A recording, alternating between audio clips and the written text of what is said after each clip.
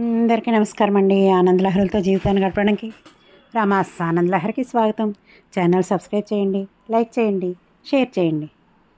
కార్తీక మాసం అంటేనే అంత భక్తితో కూడిన మాసం అండి. అందరూ కూడా ఎటువంటి వాళ్ళైనా పూజా పునస్కారాలు చేస్తారు, దీపాలు పెడతారు, ఉదయం సాయంత్రం శివాలయ దర్శనము విష్ణు దర్శనం చేస్తారు కదండి. మాసంలో శివుడికి విష్ణువుకి కూడా సమాన ప్రాధాన్యత గల మాసం అండి ఇది.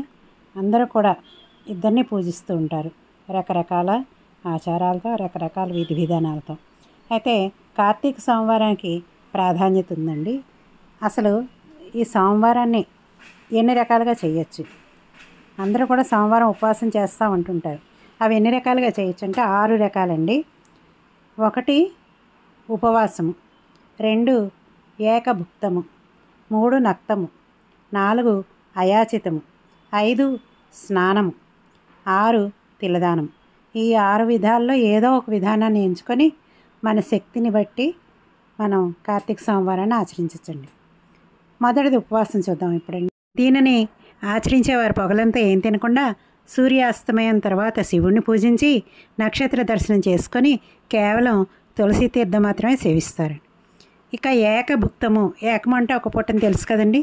రోజంతా ఉపవాసం చేయలేని వారు ఉదయం స్నాన దాన జపాలను చేసుకొని మధ్యాహ్నం మాత్రమే భోజనం చేసి రాత్రిపూట భోజనం బదులు తులసి తీర్థం తీసుకుంటారండి.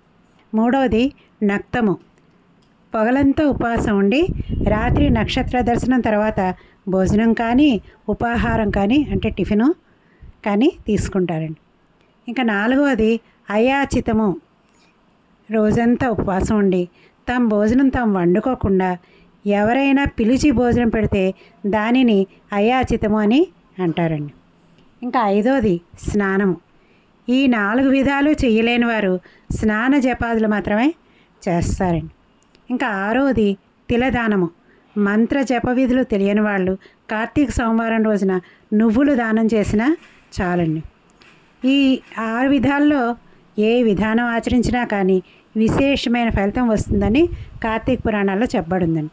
కాబట్టి ఈ కార్తీక మాసాన్ని ఎవ్వరూ కూడా వృధా చేసుకోకుండా ఏడాదికి ఒకసారి మాత్రమే వస్తుంది కాబట్టి ఈ అరుదైన మాసాన్ని అందులో చక్కగా సోమవారాన్ని చేసి తప్పనిసరిగా మీరందరూ కూడా భక్తితో పుణ్యంతో తరించాలని ఆశిస్తున్నానండి.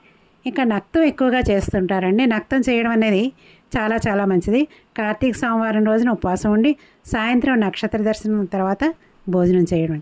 ఇది శక్తి మేరకు ఈ చెప్పిన 6 ఏ విధానైనా ఆచరించి మీరందరూ కూడా తరిస్తారని ఆశిస్తూ ధన్యవాదాలతో రమాస్ ఆనందలహరి.